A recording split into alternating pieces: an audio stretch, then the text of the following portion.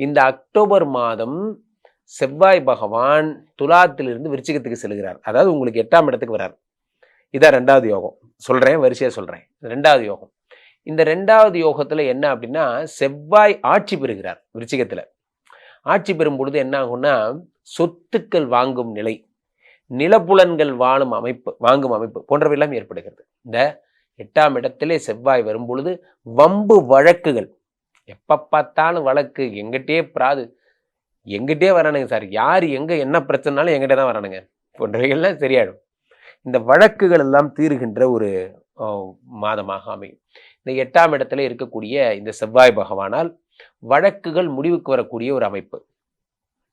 இந்த 8ஆம் இடத்துல வரக்கூடிய செவ்வாய் சொத்துக்களை வாங்கி தருகிறார், வீடு வண்டி வாசலை வாங்கி தருகிறார். 8ஆம் இடத்து செவ்வாய் உங்களுடைய காயங்களுக்கெல்லாம் கட்டுப்படுறதா, ஆக்சிடென்ட் ஆயிடுச்சு, ஆபத்து, பிரச்சனை போன்றவர்களுக்கெல்லாம் உடல்நிலை சரியாவதற்கான வழிகள் எல்லாம் தருகிறார். ஏன்னா ஆட்சி பெற்ற 8 குடையவன்.